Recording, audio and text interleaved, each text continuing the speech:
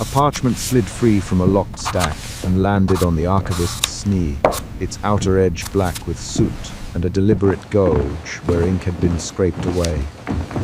Suspicion tightened his jaw as he lifted the folio under his spectacles and saw the remaining ink shimmer against the lamp. A faint geometry caught between Bern and Erasure. "Martyr," he said, voice low, "bring the candles and the thinner sheets."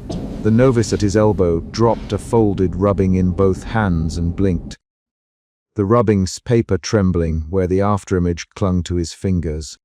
The first 5 sentences carried the problem forward: a page removed from circulation, deliberate erasure, and a material trace that resisted destruction. The archivist moved with method more than haste.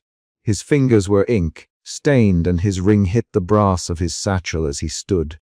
He had carried doubt for months, doubt about what marginal notes might hide, and whether learned hands had ever excised more than words.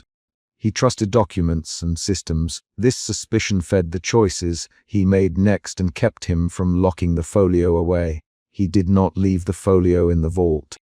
He closed the iron door, set a candle on the shelf outside, and carried the page to the long table where late apprentices copied texts. The room smelled of boiled glue and rag dust. He set the folio beneath his spectacles and asked the novice, "What do you see?" The novice answered without preamble, a circle with a gap, like teeth missing behind flame. The archivist, "Hold that rubbing beside the folio and do not blink." He positioned a fine sheet over the half, drawn mark and rubbed once, deliberately, so the rubbing would register only what ink remained. They found evidence of repeated erasures in the margins. A faint note in a collector's hand recorded a previous owner, taken to the cleansing in 1603. The archivist took the rubbing, his pulse steady but the suspicion shifting to unease. He carried the rubbing to a patron's private study that evening, where the patron's lamp and a still bottle warmed the wood. The patron, a man who had funded acquisitions and kept an inventory of excised pages, leaned forward and tapped the rubbing with a collused finger. "You brought me suit and a dare, archivist," the patron said. "Show me." He spread the folio and the rubbing under a blue glass lens. "There are other copies like this," he said. "See the marginal cuts where hands removed the same mark, again and again." He turned a page with a small sound. The patron's study smelled of old wine and camphor. Why would they erase it? The archivist. The patron pressed his thumb to the paper as if to feel history through the fibers. "They wrote of contagion," he said. "They spoke of a change in those who saw it. They cut it out to stop people from looking." The archivist heard the word contagion and felt a shift in his calculation.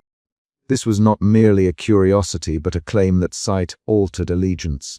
They argued over custody. The next night, the brother inspector arrived with an escort and a parchment warrant framed in ecclesiastical script. "Brother Inspector," the archivist, closing his notebook and setting both hands flat, "we must keep this for proper study. The fold is dangerous." The brother inspector replied, "It must be seized and purified by the chapter." His voice carried the authority of a man used to halting projects with a single line. The archivist named the folio and its shelf number and refused to hand it over without documentation of procedure, leaning on procedure as defense. The brother inspector's brows narrowed. "You are not to interfere," he said. "You understand the penalty for endangering souls. I understand the need for caution." The archivist answered, "And the need for evidence. If you remove it now, we lose the context in which it was erased." They traded 3 short lines as men familiar with institutionally mediated risk. After the brother inspector left in a posture of formal victory, the archivist felt doubt widen toward distrust. He could have turned the page over to the chapter, yet something in the rubbing's geometry resisted surrender. He arranged a clandestine experiment with the novice, an old scribe martyr, a woman who carried her ink, stained hands as proof of a lifetime of corrections. Martha's voice, blunt and patient, anchored the setup. "You will not take chances," she said. "You may only overlay sheets and record what happens." "Agreed," the archivist. He watched Marta's hands fold the tracing paper and heard the scrape of bone folder against parchment. They worked in the back alcove where the chimneys exhaled cold drafts and a barred window allowed a thin knife of pre-dawn light. The archivist placed the rubbing, then a translucent sheet, then the folio. He aligned the edges with a practiced motion. "Hold the lamp there," he said. Marta moved her elbow, and the novice kept his head low. The archivist slid an old scribe's hand over the layered pages and rubbed lightly. When he peeled the sheets apart, a geometry held on the topmost sheet, fuller than the remaining ink had suggested. The novice blinked and clutched his stomach. "My eyes swim," he said. The first emotion shift arrived. Suspicion to unease to fear. The archivist saw the novice's face go pale. He steadied the novice's shoulder with one ink-stained hand and told him to breathe and to focus on the grain of the table. Marta folded her hands around a cup of cold tea without speaking. The novice's gaze slid to the rubbing and then jerked away, his jaw tight. He refused to look twice. "The mark moves when you look at it," he said in a small voice. "It wasn't tea ink." It felt like a pull in my head. The archivist set the layered sheets to one side and wrapped the partial reconstruction in a clean cloth. He felt the suspicion harden into responsibility. Old scribe Marta spoke at length in fragments that were concrete and immediate. "Decades ago, I erased one like that," she said.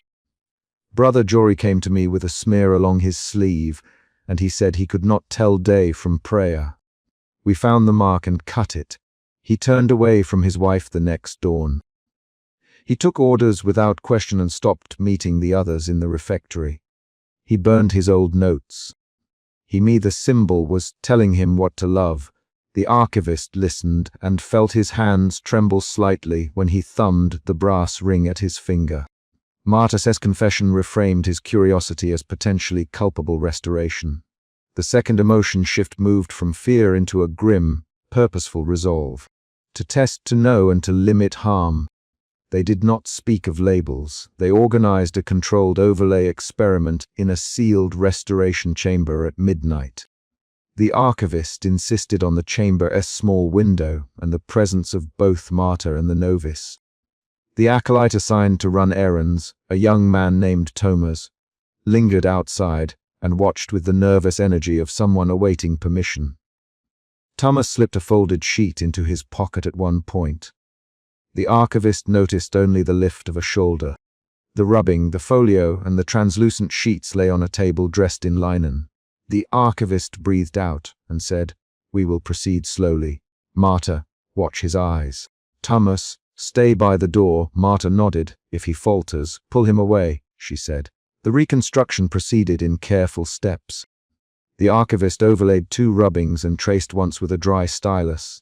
He placed the final translucent sheet, and with a slowing hand, completed a partial line. When the last stroke joined the geometry, the novice's expression snapped into focus and then away. He reached for the archivist as if he had been shoved. "I am yours," the novice said, voice empty.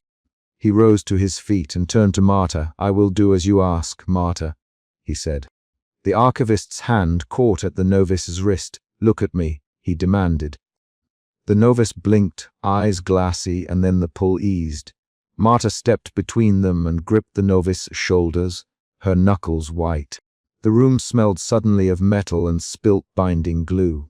The climax arrived precisely when the partial reconstruction completed itself. The novice stepped away and muttered that he had no memory of the minutes when the symbol was whole. He spoke of a clarity that ordered his loyalties immediately. He wanted to fetch the folio for the brother, inspector. He wanted to report the archivist. He wanted to burn the room. The archivist saw the shift, and his heart beat as a new fear unspooled. The symbol did not only cause confusion, it reoriented social ties. He had summoned the effect. He had provoked allegiance to forms other than the community he trusted. They halted the experiment. Marta worked with a blocking wax and a small iron press to bind the fragment in a disc of beeswax and resin. The archivist wrapped the sealed piece in leather and hid it beneath a loose floorboard under his desk before dawn. He felt responsibility and dread in equal measure. His actions were deliberate instruments of containment. When the brother inspector returned, his manner had shifted from formal to prosecutorial. "You violated orders." "The brother inspector, you endangered novices." The archivist met his gaze and answered with short sentences. "I observed and recorded. I sought to understand so we could limit harm." The brother inspector called this deflection. The archivist felt pressure move again, from resolve into wary defiance. That evening, the acolyte Thomas did not return for the morning meal. Word spread that a rubbing had been taken from the scriptorium. The archivist and Marta searched the cloisters. They found a scrap of tracing paper snagged on a stone balustrade. Marta bent and examined the scrap with an unvarnished look. "He took the rubbing," she said. "He wanted more than knowledge." The archivist cursed under his breath and felt a sharp betrayal that translated into action. He and Marta followed a trail of smudged footprints and a discarded charcoal stick through service passages. Their steps echoed, and their lamps made whirl of insect wings on the walls.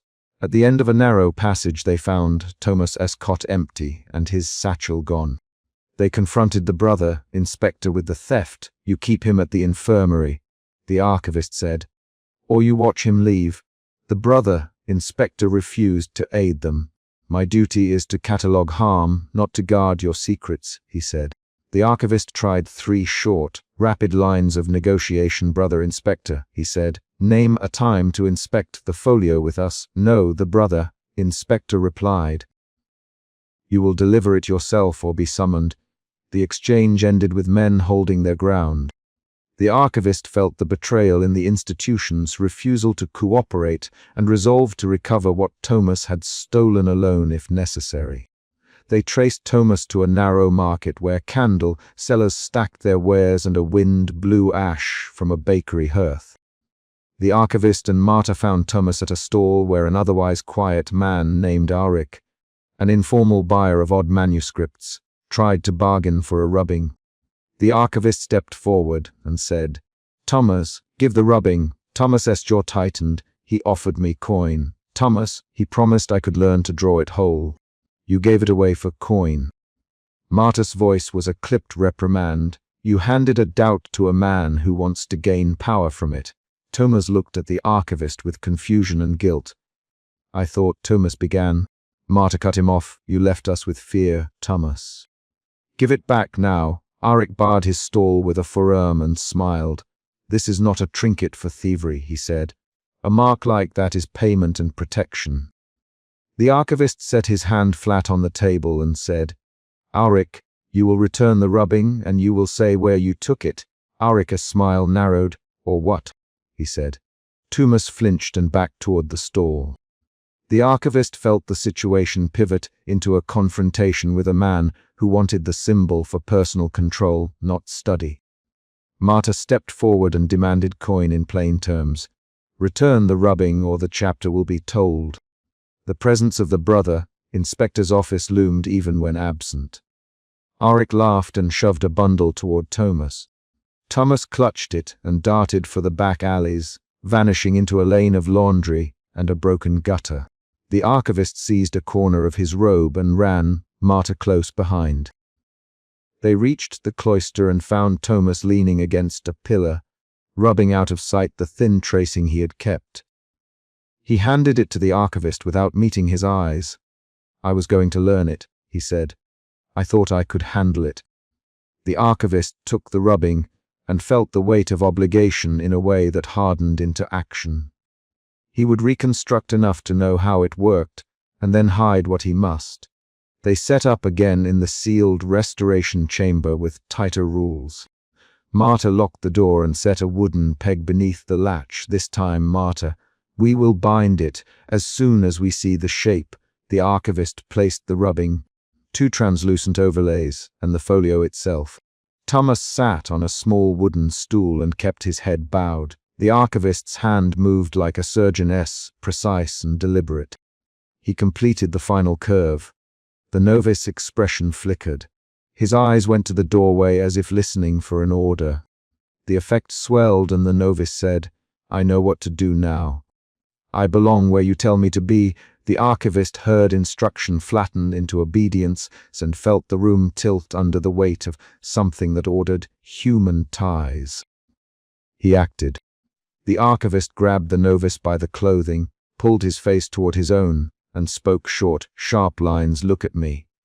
Name me. Speak my name, archivist, the novice said. I will bring you the folio. The archivist kept speaking, slow and precise. Who else matters? Marta, the novice said. Marta's hands were on his shoulders. She nothing, but her fingers tightened. The archivist forced the novice's gaze back to the trace of geometry on the paper, and then away over Marta's shoulder to the barred window beyond. He issued a list of simple tasks, each a physical anchor. Fetch water, open the outer shutter, read a line aloud from the hours. The novice complied. The effect ebbed as he performed the tasks. Marta placed her palm flat on his chest until his breathing returned to a measured pace. They sealed the fragment in wax before the novice could speak of turning on his fellows. Marta coiled the wax disc, pressed it with her iron, and the archivist wrapped it in leather and slid it beneath the loose floorboard under his desk. The brother, inspector, arrived the following morning with a formal charge of breach of rule. He cited the unauthorized experiment. The archivist did not offer defensive speeches. He described, in short sentences, the steps they had taken and the evidence of shifting allegiance. The brother, inspector's eyes narrowed as he considered the claim. You risked that you might render a man unreliable, he said. You chose your own investigation over chapter protocol, and you chose institutions over control of information, the archivist replied. The brother inspector left with a warning that crescended into a thin threat. Record of misconduct would follow the archivist. That night, the archivist placed a faint wax impression into the underside of his brass ring. He warmed the wax and pressed a fingertip at the center of the disc to capture its geometry, a small, buried copy no larger than a coin. He slid the ring onto his finger and felt the metal cool against his skin. He resolved to continue reconstruction alone, with secrecy and measured restraint. He knew he would not publish the form. He intended to understand it and to control access. As he closed the desk drawer, a shadow detached itself from the stairwell, and a figure watched him bend to tuck the ring beneath his sleeve. The watcher did not call his name. He did not step forward. Instead, he left a folded coin on the ledge and the faint scent of cold iron. The final act of the chapter is a contained, concrete motion. The archivist turned the coin over between his fingers, slid the ring from his hand, and put it into his satchel where the sealed wax lay. He fastened the straps and stepped into the corridor. The archivist's choice was made. Secrecy over surrender. The chapter ends on a sound, a single measured footfall on stone as someone ascended the cloister stairs, and on a recorded object in his satchel that promised further work and a quiet threat. The immediate conflict of who may hold the sign had been resolved. He had kept it.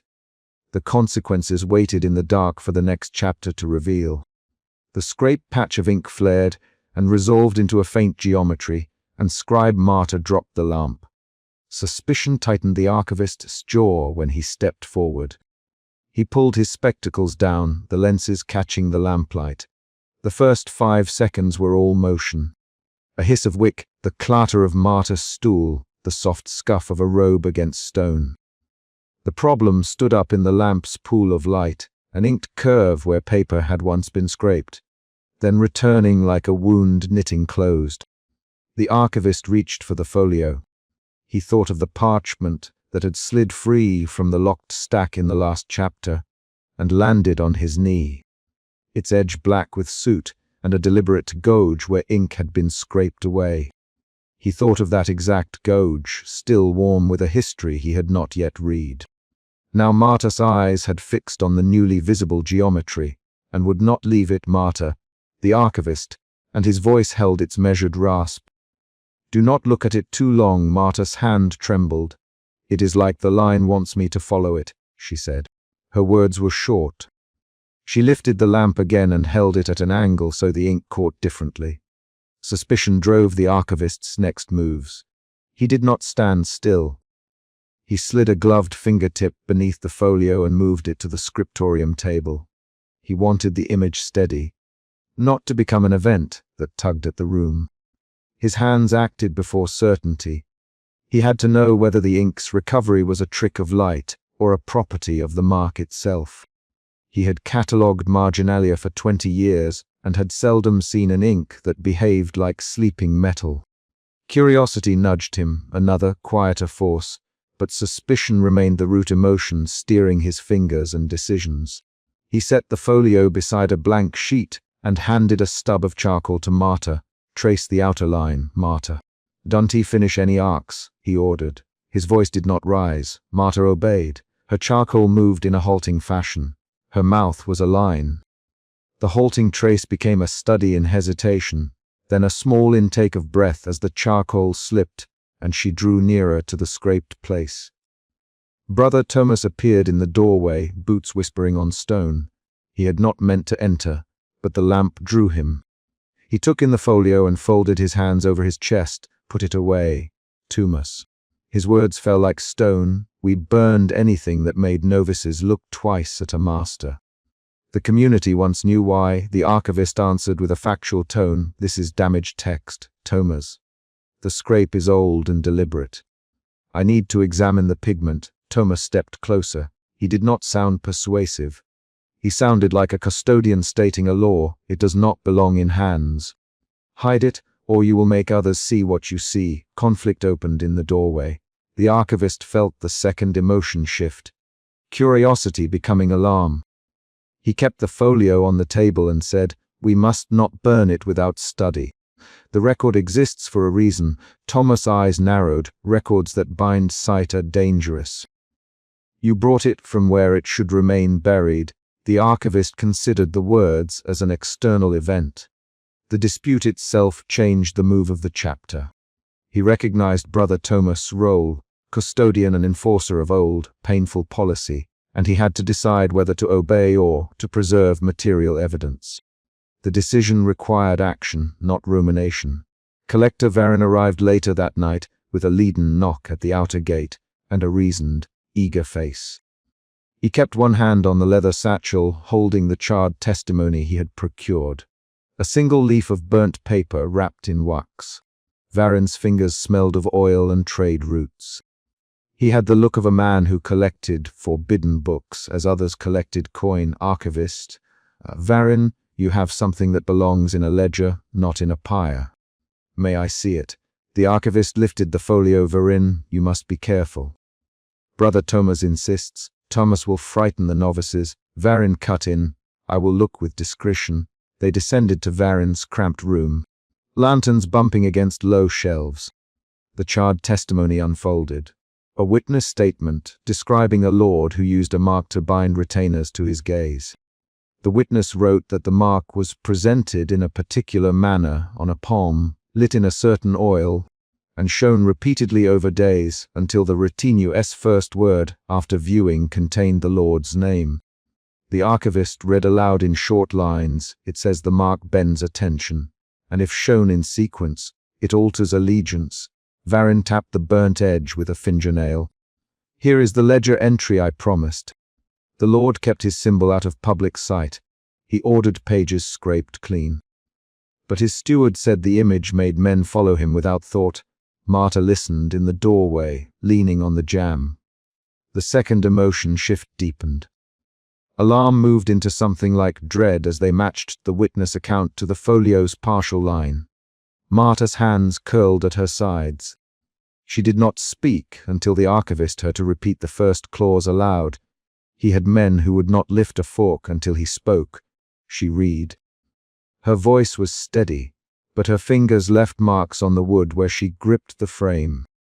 The archivist watched the physical cues, clenched knuckles, a shallow breath, and catalogued them as evidence of emotional change rather than naming the feeling. They returned to the scriptorium with the parchment and the testimony laid side by side. The folio's scraped place still shimmered in the lamplight. The archivist carried the hollow binding they had found in the stacks and placed the small tucked notebook on the table. The notebook's page contained a recipe for ink, soot, a fine oil processed with a pinch of salt, then mixed while speaking a list of names. The recipe was concrete. Its measurements and steps were precise, and the order in which the names were read was recorded in a clerk's hand, ink with ritual and words, Varin. This is not mere accident. The maker intended a predictable effect. Brother Thomas snatched the notebook. He read the ink recipe and the note about displaying the mark to novices. He slammed the book closed and said, "They used children to test the line. We cannot allow it out." A small, dangerous argument started. Voices shortened into quick lines. "Thomas, you cannot destroy evidence," the archivist. "And you cannot let men be made to pledge in their sleep," Thomas answered. "Varin knows of rules for documentation," the archivist. "If we destroy it, who will know how the mark was meant to be used? If you keep it, you risk them seeing it," Thomas replied. Marta stepped between them. "Stop. I will copy what I can." Her intervention was action. She moved to the table, pulled a fresh sheet, and began to transcribe the recipe and the description of presentation. Her hand shook, but she continued. Dialogue carried the scene. Each short line advanced the conflict while revealing character. Marta's voice was younger and less guarded than the others. "If no one draws the hole, it's safer," she said.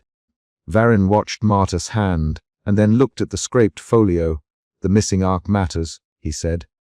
"The ledger says a single curve completes the form. Without it, nothing settles." Marta's eyes narrowed. "Then we must not let anyone draw that curve." This exchange pushed the chapter forward. The archivist Marta to fetch the wax seals while he opened the folio again. He wanted to take an impression without completing any missing line. He pressed the damp wax to the scraped place and left it to set. The wax captured what remained. The arc's partial shadow. They argued over storage. Varin wanted to keep the folio under lock in his study. Thomas wanted to burn the wax impression. The archivist insisted on cataloging and sealing the material in the vault with a record. The third emotion shift arrived. Caution hardened into resolve. The archivist did not pause on feelings. He moved to action and set plans in motion. "We will do the record properly," he said. "Varin, you will catalog your testimony. Thomas, you will seal the wax in a lead pouch. Marta, you will copy the recipe, but leave blanks for the arc. No one draws that line again." They worked through the night. Marta copied entries by lamp. Varin organized his testimony into the ledger, and Thomas measured the wax impression for the pouch. Each external event, another knock at the door, a footstep in the corridor, a short exchange, punctuated the narrative every few paragraphs. Around midnight, Varin returned to the folio. He had shifted from collector's caution to a firm, personal hunger. He reached for a pen. The archivist noticed the quickness of his movement and moved between him and the table. "Varin, the archivist, you promised discretion." Varin did not answer with long speech. He lunged. That lunge became the chapter's peak. Varin's hand knocked the folio. The charcoal stub slid. An arc began on the page where none had been complete. The room went loud with the scrape of nib on paper and the soft intake of breath from Marta. The fourth emotion shift unfolded. Resolve and concentration broke into panic. "Varin, finish it now." Varin, step back. "Thomas," he moved to intercept. The archivist pushed at Varin's shoulder. Their hands met over the folio. The struggle was immediate and physical. Varin shoved, Thomas held, and the archivist wrapped gloved fingers around the pen. The pen slipped free. Varin lunged again and managed to drag the nib finally across the gap. The partial arc completed. The ink set into the paper with a sound like tiny spoons hitting a plate. The folio's scraped place no longer fluttered. It resolved into a complete sigil in the lamplight. Faces in the room registered the change as a simple, visible distortion. Eyes blinked hard. Marta's chin lifted as though some thought had been taken from her, and Varin's expression gentled into an almost religious focus. The archivist felt his stomach contract. He saw specific physical effects. Marta's fingers unclench from the frame, her pupils narrowing. Thomas' breath shortened, a hand to his chest. Varin's shoulders straightened and his jaw loosened. The mark had exerted force on attention, and their bodies recorded it. Stop. The archivist barked. He scrambled to reach the page and rubbed the newly set line with his gloved palm. Thomas tore at the paper and tried to rip the folio apart.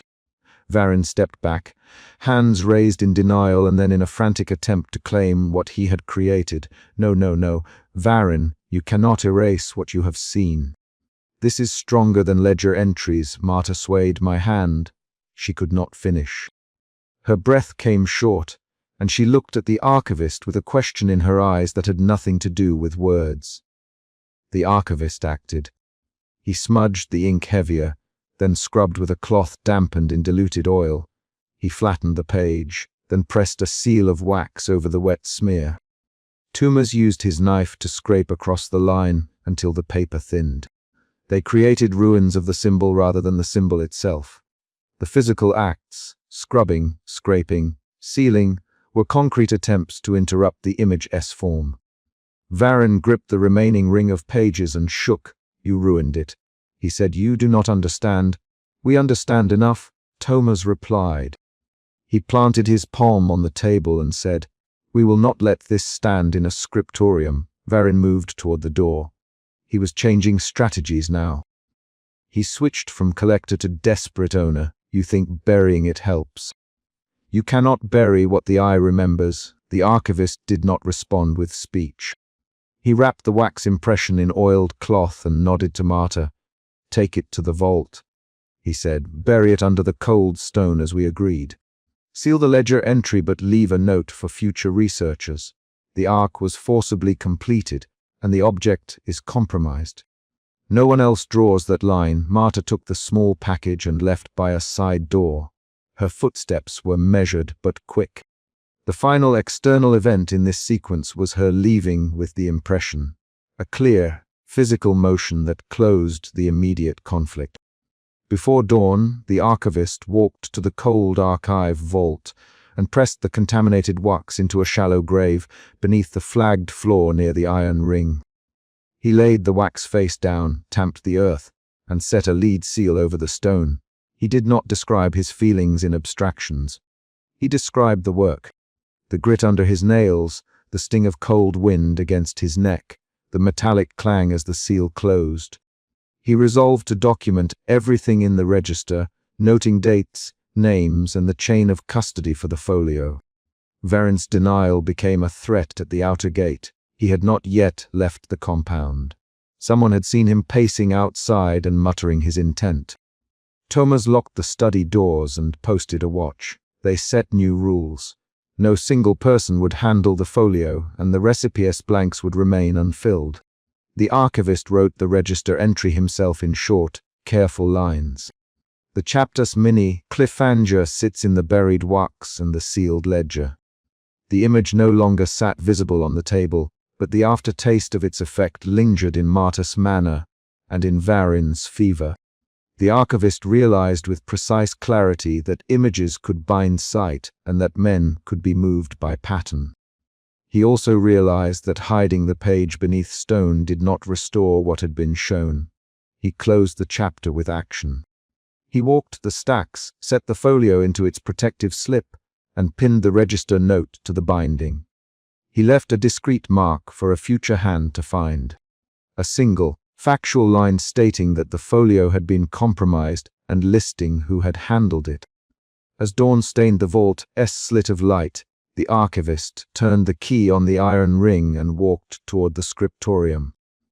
He had not resolved all questions, but he had contained the immediate danger. He felt suspicion at the core of his choices, shifted toward cautious curiosity when he read Varin's testimony, then into alarm during the struggle, and finally into a steady, controlled resolve as he buried the impression. The chain of actions, discovering, debating, copying, fighting, scrubbing, and burying, closed the chapter's conflict while leaving a deliberate thread for the next investigation. Who else knew the full form, and what will they do to possess it? The final line of the chapter is concrete. Marta returned at dawn with dirt on her sleeves and a sealed pouch. She laid it on the archivist's desk and said, "I marked the register as you asked." He nodded, looked up at the single small window catching morning, and said, "Keep watch. If Varin moves, you call me by name." Marta answered with one steady word, "Yes." Scribe Marta slammed a charred notebook onto the cold stone, and the soot-streaked page slid toward the archivist's hands. Suspicion tightened his jaw as he pushed the lamp higher and saw the blackened curve where ink had been scraped away. A pale smear catching the light like a suggestion rather than a shape. Prior Heinrich stood behind him with hands folded, breath shallow in the cellar's chilled air. The question hung plain and heavy. Should they try to reconstruct a mark that others had violently removed? He kept his eyes on the soot-marked edge while he spoke. "Show me." The archivist. The voice was low. It carried a command learned from years in reading rooms where a single misread line could change a claim. Marta lifted the folio with both hands, careful not to touch the scraped patch. Her fingertips left grey prints on the margin. The cellar smelled of wet lime and old rope. The archivist's suspicion pressed him forward. He did not yet trust the lamp's shimmer. He slid the folio across the stone table and touched the margin only with a gloved fingertip, testing whether the residue held a pigment or a film. The fingertip came away with a faint, oily trace that glittered under the lamp. He folded his spectacles down and leaned close. "This is the page from the burned stack, Marta, the one from the east chest." Her voice had an edge. She used the archive's cataloging language where names were omitted and chests numbered. "I pried it out of the binding." It kept pulling apart. She thrust the charcoal, smudged notebook toward him. There was a gouge where someone scraped the ink. You thought to bring it here." The archivist finished. He did not look at Prior Heinrich. He had already seen the earlier folio that had slid free and landed on his knee. That memory sat as a recorded movement. A locked stack unlatched, a page sliding free, soot at the edge. He remembered the scrape of the ink from Chapter 1, and the lamp dropping in Marta's hands from Chapter 2. Those concrete events guided him now. They carried the folio up a narrow stair and into the scriptorium. The vaulted room accepted them with the slow hush of stone and single lamp light. Apprentice Lucas waited by the table with torn folios spread like a patient surgeon's instruments. Edges matched, ink strokes aligned, marginalia patterns compared.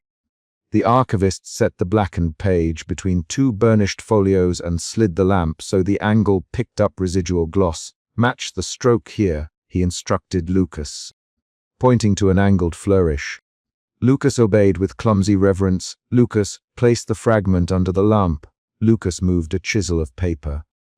Marta kept one hand on the burned notebook as if it might slip away. The room contracted around the small illuminated pool. They worked in motion rather than speech. The archivist placed torn edges together by eye, pressing down the tiny fibers where the folios met. The ink strokes met and diverged. An arc resolved into part of a circle. A series of small slashes suggested a concentric rhythm. Each new alignment made Marta's breathing shorter. Lucas murmured, "There is another layer here," and spread a vellum with faint underdrawing. Suspicion opened into curiosity. The archivist felt the shift in his own body. His fingers grew steadier, his jaw less tight.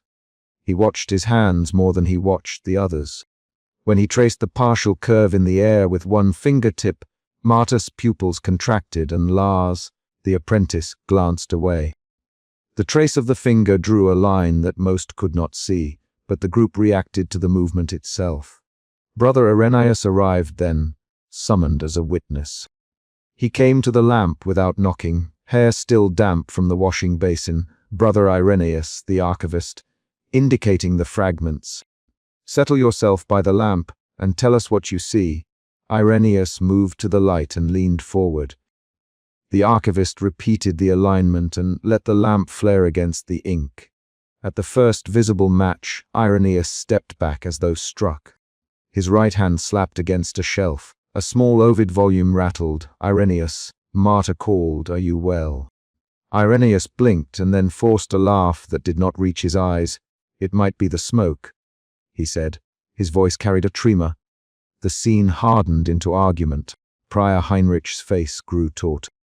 He closed his hands one on top of the other, nails whitening against knuckles. "You have no business rekindling what others burned. Heinrich, we keep copies so we may learn. We do not record what corrupts the will." He did not name the corruption. He did not need to. The scraped ink was proof enough to him. "We reconstruct to understand." The archivist countered. "If the symbol altered loyalty, the community must know how and why. We study to prevent harm." His tone carried his scholarly habit. "Measured, exact, coaxing facts into the open. We will control the circumstances. We will not expose more than necessary."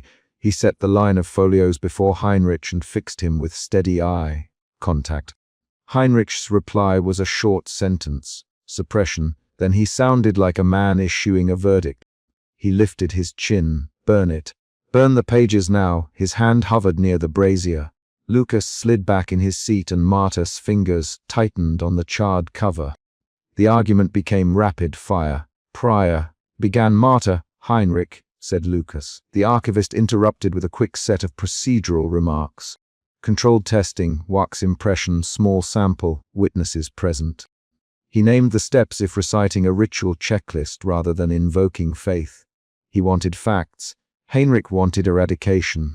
A short sequence of voices crossed one another in quick, clipped lines. "We cannot risk a contagion." "Heinrich, we cannot risk contagion." Irenaeus echoed, quieter. "Then we test in private." The archivist, "We test contained impressions." Marta, "I will not touch it again if you command."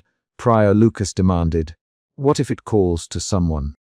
The archivist answered, "We will seal it in wax." That exchange was 3 sentences of rapid counterpoints, and it forced the group toward a temporary consensus.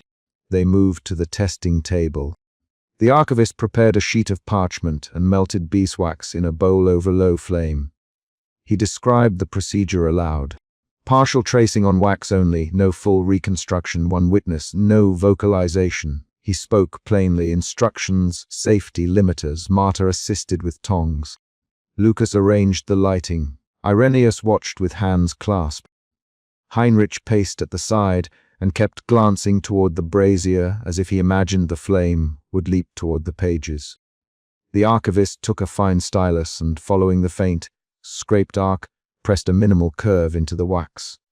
He kept the line broken and shallow. He tested the mark inside a ring of salt and iron filings, as older manuals recommended for containment. He spoke softly while he worked.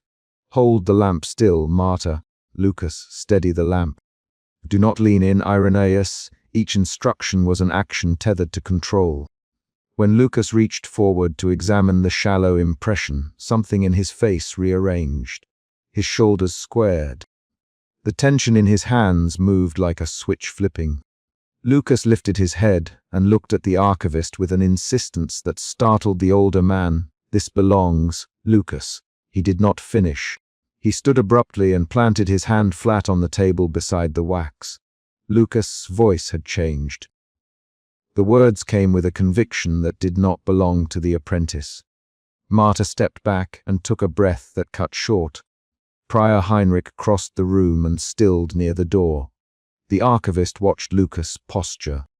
The apprentice's knuckles tightened, his jaw set. The archivist reached for Lucas' sleeve and felt a resistance. Lucas answered with a single sentence. "It should be ours to guard." His eyes did not leave the wax. A surge of alarm swept the room. The archivist felt the second emotion shift. Curiosity turned into alarm. He withdrew his hand and ordered Lucas to sit. "Lucas, sit now," he said. Lucas did not sit. The archivist moved to intercept, and Marta put a hand on Lucas' shoulder. Lucas flinched, then pushed Marta's hand away with a quick motion. "Do not touch me," he snapped. The encounter escalated faster than the archivist intended. Heinrich barked, "Chains if needed." "Secure him." Irenaeus took a step between Heinrich and Lucas. Prior, wait. "If we chain him, we confirm the fear. We need witnesses." Heinrich's face reddened. "Then witness this," he said, pointing to the wax. "Witness, and then burn it." The room broke into short lines of argument. The archivist interrupted with quieter force. "We must not chain anyone without proof of intention. We will document what happened and then decide." He called for a calm that he did not entirely feel. He moved people into positions. Marta by the brazier, Heinrich near the door, Irenaeus by the lamp. He stood between Lucas and the wax and ordered the apprentice to breathe. Lucas complied in measured breaths, but pulled his gaze to the scrap of partial ink that lay in the folio. His eyes tracked that invisible suggestion. "What if it binds men to a person, not a name?" Lucas suddenly. The sentence landed like a new evidence fragment. "What if it binds to whoever draws it fully?" The archivist had not considered that possibility. The archivist tasted copper at the back of his mouth. His next decisions were technical and immediate. He asked Marta to make a careful rubbing of the scraped margin, then to place the rubbing in a locked chest. He then asked Irenaeus to swear aloud, to tell the exact actions he had taken from the moment the folio first arrived. Irenaeus recited the sequence without embellishment. How the page had slid, how the lamp had caught the ink, how Marta had dropped the lamp. His voice was a string of actions that confirmed the prior chapter's recording. At that moment, a sound split the scriptorium's hush, a footfall on the outer stair. The archivist looked up. Someone knocked once on the inner door. Marta's hand went to the brazier. Heinrich's face hardened. The external event forced a decision, one that would test the group's discipline. The archivist walked to the door and opened it a crack. A novice, breathless and wide-eyed, delivered a single line. "Brother Prior, word from the cloister. There has been an incident in the courtyard." The small voice sent a new tension through the room. The archivist's thoughts snapped to the possibility that whatever influence the mark exerted might be reaching beyond them. The emotion that had been alarm mutated to urgent focus. They moved to the cloister because the report demanded it. The courtyard lay open to dawn light, wet flagstones still holding a rim of frost. The archivist constructed a plan while they walked. Complete the controlled experiment only in sight of witnesses, keep the mark in wax, bring the folio in a sealed chest. He stated the plan in quick orders as they crossed the courtyard. Marta with the folio, Lucas to stand by the east arch, Irenaeus at the south gate, Heinrich near the west steps. The cloister's arcades framed them in stone pillars. A prepared parchment rested on a low table beneath a cold torch. The archivist drew the wax impression from his coat and laid it on the parchment to enlarge the trace without using more ink. He did not speak at first. He worked. He traced the deeper lines and let the group watch the form grow under torchlight. When the full traced form appeared on the parchment, the air in the arcaded courtyard changed in concrete ways.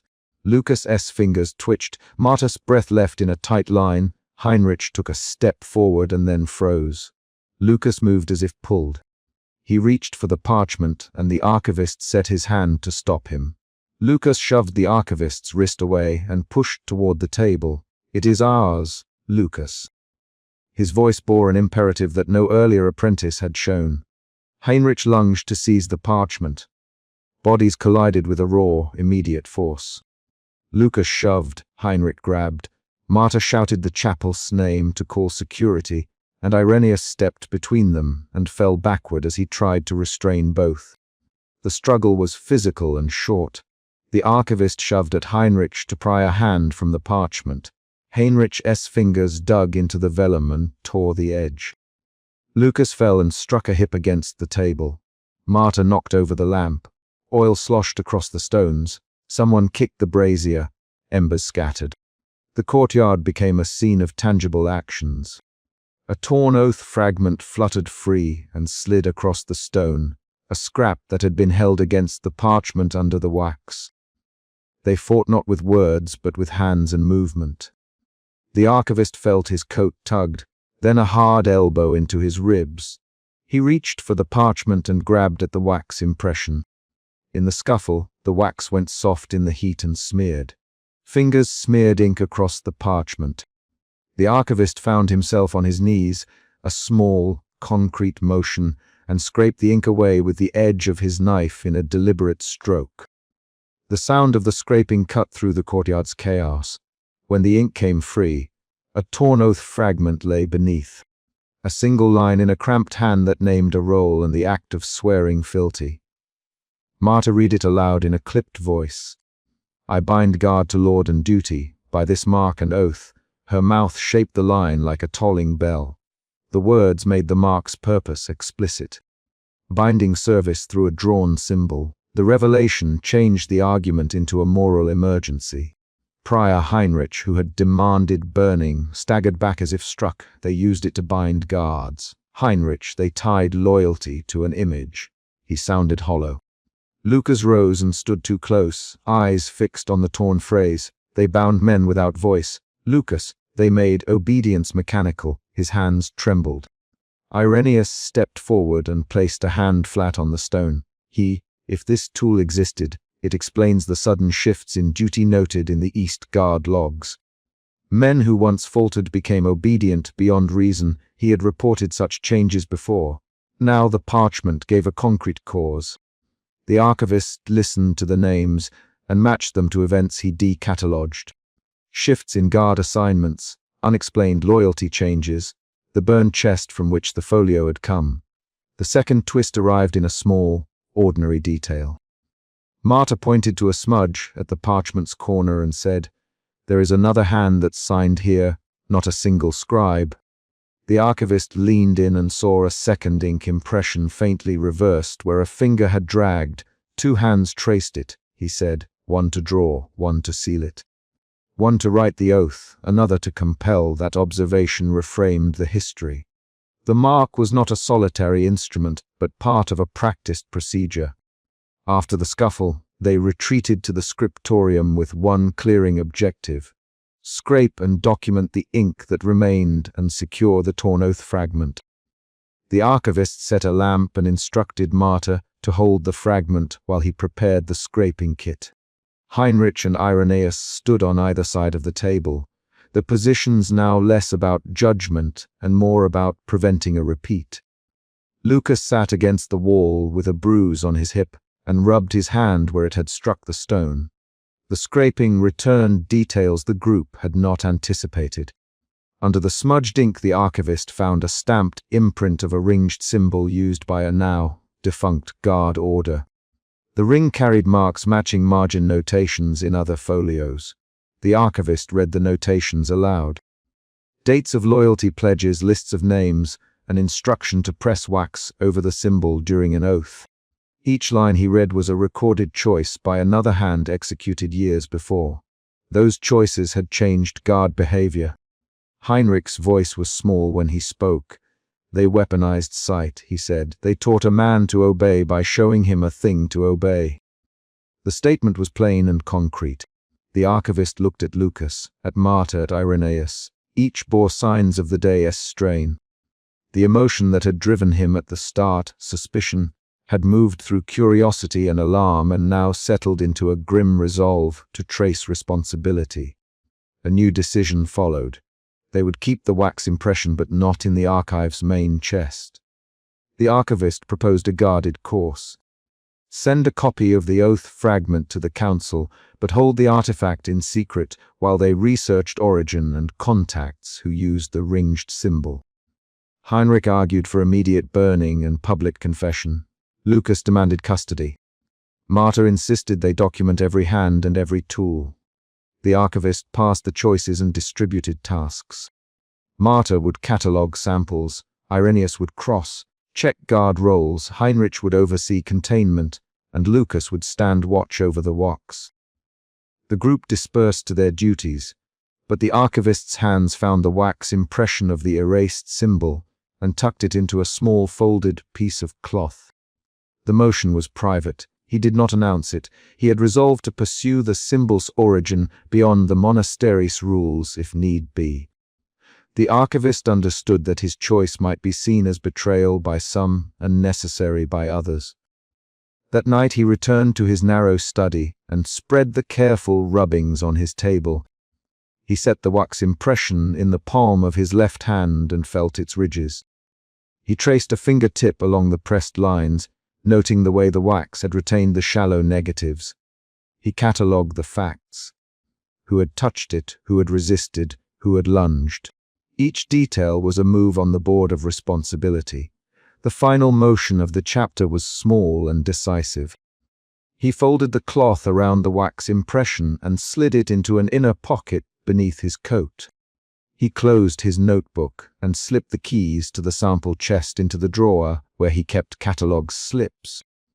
He walked to the study door, opened it, and stepped into the corridor. As he moved, someone shifted on the stair above and a shadow detached itself into the dim landing light. He paused only a breath, then pulled the door shut behind him and moved into the night with the wax pressed at his side. The archivist had begun this night driven by suspicion. That suspicion had guided each technical choice he made, had governed the experiments and the safeguards. It shifted into curiosity as he pieced strokes together, into alarm when Lucas changed, and into resolve when the oath fragment revealed the sigil S function. The chapter closed on a concrete action. He left the study carrying the wax impression in his coat, aware that someone had watched him from the stair. He forced the scriptorium door and pushed inside while hands still argued around the lamp. Suspicion sat in his jaw and made him move faster. He smelled smoke on the sleeves of the nearest man and saw the scraped folio on the table. The archivist stepped across spilled ink toward the hearth, erased geometry and heard Prior Heinrich bark, "Get back from that page." The immediate problem sat on the table. Whether the erased sigil should be reconstructed or destroyed, and the room had already taken sides. The archivist's suspicion had carried him here. He had felt it line by line since the charred notebook reached his hands, since the scraped curve first caught lamplight in Chapter 1. He kept that suspicion like a tool, close, blunt, ready. He did not speak at once. He read faces instead. The scribe Marta's shoulders trembled. Master calligrapher Elias stood by the shelves, palms clenched. Brother Thomas lingered near the rear with his back half, turned away from the prior, Heinrich, the archivist, and his voice cut through the knot of shuffling robes. "You will not scorch what I hold until we test it." He set his spectacles low and put both palms on the table, fingers splayed over soot and dried glue. His motion forced a pause. Prior Heinrich's mouth tightened. "You will surrender those notes." Heinrich replied, "We will burn them for the safety of all." The room shifted. Several men nodded. The archivist counted the loyalties in small, tactile ways where elbows rested, which boots angled toward escape, who fixed eyes on the lamp. He kept his answers short. "Give me 5 minutes with the fragments," he said. He slid the charred page toward himself and unwrapped a folded scrap that had been tucked beneath heavier folios. The scrap was the same paper he had seen before. The outer edge black with soot, the gouged line where ink had been scraped away, and along the ragged margin a partial curve that gleamed when held to the flame. He had watched that curve in earlier nights until his fingertips were stained. He had watched Marta drop a lamp when the scraped patch resolved into faint geometry. Those incidents were not memories. They were evidence recorded in the angles of ink and the smell of charred leather. A test must follow suspicion. The archivist placed 2 pieces of marginalia side by side on the table and aligned their torn fibers. His hands moved with the precise economy of a man who had opened the monastery's sealed cabinets for 20 years. Marta leaned in and touched the edge of a page with one finger, then pulled back. A small change passed across her face, not a phrase of conviction, but a shifting of weight from one foot to the other, a hand flattening on the table as if it needed to anchor her. "Marta." Heinrich snapped. "Step back." Marta nothing. Brother Thomas stepped forward instead. "Prior, let the archivist work." The prior barked a protest. Thomas turned his head in a way that made the room hear a refusal. The first emotion shift occurred then. Suspicion gave way to doubt in Heinrich's circle and to a sudden, visible hesitancy in Thomas. The archivist watched the shift as one would watch a change in weather. The sound of steps altered, a chair scraped differently. They set the fragments together beneath the lamp. The archivist coaxed the faint curve into a testable line with a graphite stylus, not ink. He repeated an old practice from the calligraphy manuals to avoid making a mark permanent. Elias sighed and stood behind him, shoulders packed as if the weight of the monastery rested there. "Do not finish that line, Elias. We have rules." "The rules were written by men who wanted obedience," the archivist replied. The exchange tightened the room into a debate. Dialogue moved like the hands on a clock, measured, precise. A second external event arrived. The charcoal line the archivist traced caught under the lamp and bled into an afterimage on the margin where a novice had once traced initials for discipline. Thomas shifted a step forward, and the angle of his chin changed. He spoke a short sentence. "I will not burn it for you, Heinrich." The words were direct and had immediate effect. Heinrich's face hardened into a familiar shape of authority. He raised his voice and summoned the archivist to surrender his sheets. The mouth of the argument opened into a series of quick exchanges. "Surrender them now. No, you would make us all culpable if you persist.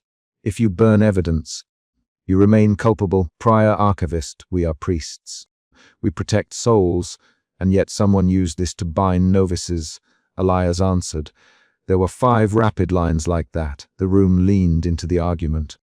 The archivist watched Elias step close and lower his voice to a near whisper when he pulled the archivist aside.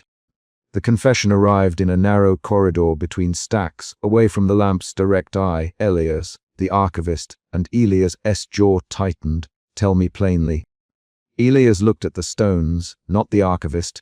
An elder brother bound novices with that symbol. Elias, a mark pressed into wax, then shown, once, to break a novice's will. "We erased it after someone complained of broken minds. We hid the evidence because the binders were our own." The revelation hit like a shoved table. It reoriented the room's stakes. The emotion shifted again. Doubt moved into anger and then into a colder kind of resolve inside the archivist. He folded that resolve into a deliberate question: who commanded the binding? Elias swallowed. Not one man alone. A council. A desire for order. It saved a failing house, and it made obedience easier. The words made the prior's authority look like a utility, not a virtue. When he returned to the lamp, the assembly had become a map of angles and whispered alliances. The archivist set his pages where he could not be grabbed, and he kept his hands visible. Marta watched him with eyes that had lost their initial steadiness. She had dropped a lamp when the scraped patch first resolved. Now she sat with both hands clenched under her apron. The archivist had trusted Marta before. He had counted on her to hold a lamp steady and to name a letter when asked. Her next action broke that assumption. At the table's far side, Marta slid a folded scrap of paper into her sleeve and rose without making the motion look deliberate. The archivist saw the sleeve edge tighten around new bulk. He rose from his stool as if to block her path. "Marta," he said. She ignored the call and moved past the stacks. He reached for her wrist. She wrenched her arm away and ran. The theft was small enough to feel like betrayal and big enough to change everything. He chased her into the stacks, shelves pressed in with the smell of glue and old leather. His boots made no sound on the sand, swept floor. He heard paper shift ahead. Marta crouched against a sealed chest, breath quick, and the scrap in her hand glinted with a faintly familiar curve. "Marta, give it to me," he demanded. She pressed the page to her chest and spoke in a voice that was both pleading and hard.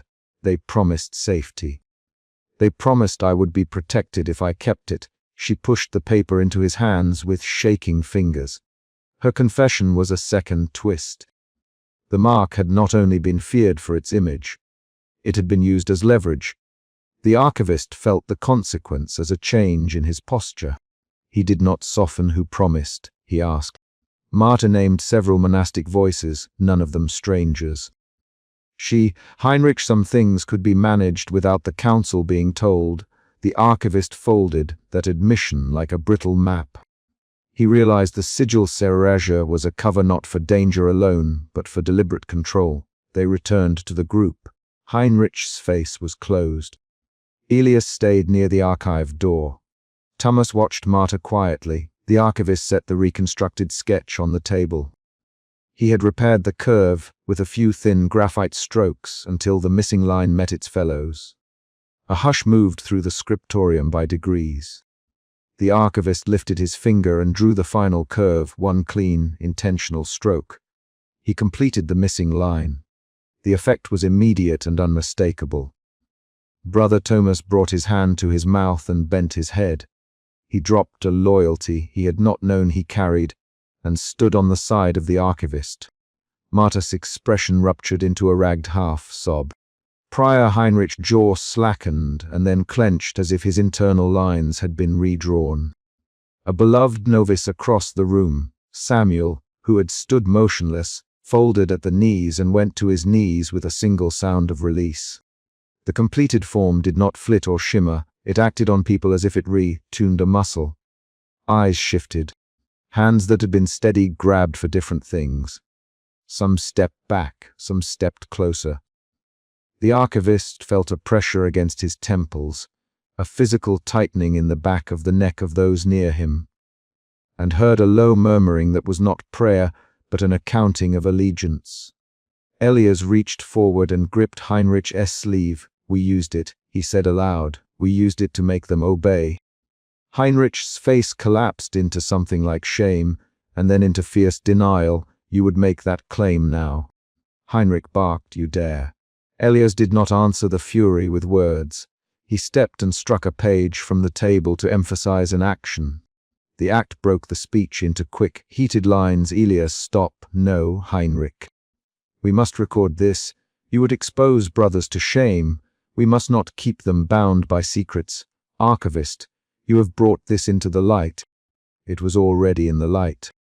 "You kept it there with your hands. You will be punished if you proceed. Punish me. And they will know why." The argument moved at a clipped rhythm of accusation and denial. The required 3 to 6 rapid exchanges occurred in succession and carried new facts each line. The novice Samuel remained on his knees, his palms flat on the flagstones. When he spoke, his voice was small but coherent. "I remember a brass plate pressed to my palm. I remember being told to obey or be cast out." He named an image, a concrete event, not a feeling. The room turned its small, immediate attention to him. That testimony shifted the emotional center. Anger moved into a brittle grief. The archivist noted the change in sound, a low, brittle breathing among the scribes. Heinrich stepped toward Samuel with an order in his voice. "Stand. You will not lie in the eisel." Samuel's hands did not move. Thomas walked to his side and lifted him gently by the shoulder. "Samuel speaks true, Thomas." That single, factual endorsement by name moved several men to step back from Heinrich and toward Elias and the archivist. The assembly split into factions, visibly and concretely. The archivist had reached a fork. Publish the sigil, thereby making the community accountable, or conceal it in a way that would acknowledge past harm but limit further use. He weighed the options by watching the faces closest to him. Elias looked at him with a hard, pleading look. "If this goes public, families will leave us. Elias, if we bury it, perhaps we can atone in silence." The archivist heard in that plea the precise moral compromise that had become their monastery's protection. The third emotion shift occurred here. Resolve formed in the archivist, tempered by dread of the consequences. He stepped into the sealed annotation chamber beneath the vault, carrying the reconstructed sketch and the wax plate Elias had pressed for novices in years past. Priors and scribes crowded at the door. Marta clutched at the archivist's sleeve as if to claim him. Heinrich stood with his hands folded, jaw set. The archivist arranged the paper on a small table and set the wax disc on top. He had made the wax thin, able to take an imprint but fragile enough that the impression could be controlled. He looked at the assembled faces. "We can burn it," Heinrich once more, we can publish it. The archivist's reply was an action. He pressed the plate into wax with a single deliberate motion. The sigil sank into the wax and left a clear negative. He held the wax up so all could see the recessed geometry. The view of the pressed symbol caused immediate, visible reactions. A hand flew to a mouth. Thomas' shoulders went rigid, and then he stepped forward and said, "I will not let you burn the record and call it repentance." Marta started to cry out. "They will use it again if it exists." The debate spiraled into quick, jagged exchanges. The archivist saw that any public step would fracture more than repair. He felt the moral ledger tilt toward concealment that would at least admit guilt. He withdrew the wax and wrapped it in a scrap of oilcloth. He did not set it on the table for all to read. Instead, while Heinrich watched the motion with a tightened face, the archivist took the wax out to the foundation corridor. Elias moved with him. Thomas walked ahead as if to clear the path. Marta lingered at the entrance, uncertain whether to follow. Under the scriptorium, where stones met dirt, the archivist dug with a blunt trowel he kept for sealing marginalia, the sound of metal on stone crisp in the early light. He laid the wax plate flat against the earth and covered it carefully with soil and then with a thin flagstone. The action was quiet and deliberate. He did not speak while he worked. A small group waited above. Their footsteps were faint through the mortar. Heinrich's voice came down the stair as a single raised question, not an order. "Why bury it?" The archivist answered with a fact, because the mark was used as a tool of obedience, not a hazard in and of itself. Burying admits that. Burning pretends we were only protecting others. Elias folded his hands and said, "We will confess to the council that we misused it." Thomas added, "We must remove the means of easy enforcement." Marta scraped a heel against the stone and said, "We must protect the novices." The exchange was concrete in action, driven. When the stone settled, the archivist pressed his palm flat on the cool face and felt dust collect at his sleeve. That moment closed the immediate decision. The community split its accountability between public exposure and institutional secrecy. The archivist had chosen concealment, coupled with a private confession to the council, not publication. He did not pretend this would end the moral harm. He only prevented the sigil's casual reuse. After they returned, the scriptorium was emptying. Men gathered papers and adjusted cloaks. Some avoided the archivist's eyes. Heinrich stood alone by the lamp and did not speak. Elias approached him and laid both hands on the prior's forearm in a sober attempt at steadiness. "Heinrich, Elias, tell the council the truth. We will keep this house in order without the tool." Heinrich looked at the floor and then up, as if choosing whether to accept the loss of a method that had preserved authority for decades. Samuel rose from the easel and found the archivist. He spoke in a voice steadier than a novice's. "Will they punish the men who used it?" he asked. The archivist met his eyes. "We will make them answer to the council," he said. His promise was specific. It required paperwork, names, witnesses. It required Elias to name dates and Thomas to give testimony about who pressed the brass plate. Those facts would form a record. They would not erase what had been done. Marta came to stand beside Samuel. She handed the archivist a second scrap, a ledger page with notes in the elder brother's hand. "This was kept in the private case," she said. "I took it because they asked me to hold it. I did not know then." Her voice had no flourish, it contained only the fact. The archivist tucked the ledger into his satchel. He felt the weight of paper in his fingers, like a new ledger of obligation. Before dawn, the prior called a private meeting with Elias, Thomas, and the archivist. They drafted a statement for the council that admitted the use and misuse of the symbol, that named the practice of pressing wax into the hands of novices, and that proposed disciplinary measures. The archivist wrote in short, exact sentences. Thomas testified in clipped, declarative lines. Elias supplied dates and names. The document would not make the monastery blameless, but it would place responsibility where it belonged. Heinrich signed the document with a hand that trembled only slightly. Then, in the final act, the archivist set the sealed chest over the newly placed stone and closed the lock. He recorded the burial in a private ledger that he placed inside his satchel. He looked at Elias and said, "We will not publish. We will not lie." Elias nodded. Tumas' jaw relaxed. They left the scriptorium with tasks to carry out. Statements to the council, protections for novices, and a pledge that the wax impression would remain beneath the stone. Marta stayed to shelve the remaining folios and to clean the lamp. Samuel returned to his bench. The monastery resumed its ordered motions, but the lines had been redrawn. Some faces were less open. Others had been cleared by an admission. The archivist walked alone afterward to the narrow corridor, where he had first held the charred page. He set the worn leather notebook on a small shelf and laid his brass ring beside it. His spectacles fogged as he breathed. He did not speak about fate or destiny. He made a list in the margin of the notebook, names, dates, and the placement of the wax.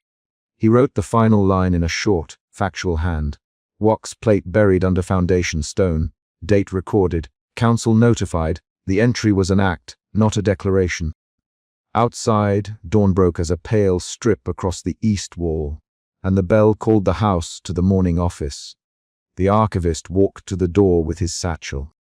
He felt the texture of the brass ring at his thumb and the paper's weight at his side.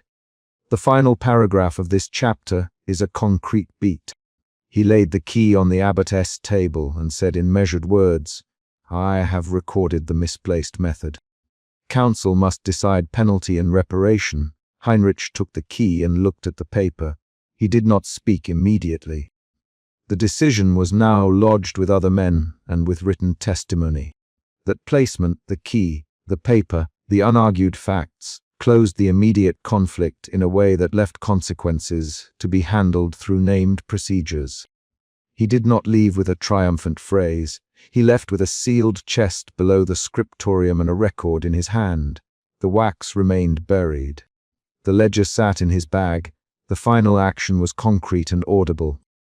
The foundation stone settled into place with a dull, final thud as the mason set it, and the archivist walked away under the bell, his shoulders straight, carrying the bulk of a choice he had made for the house and for the novices who would come after.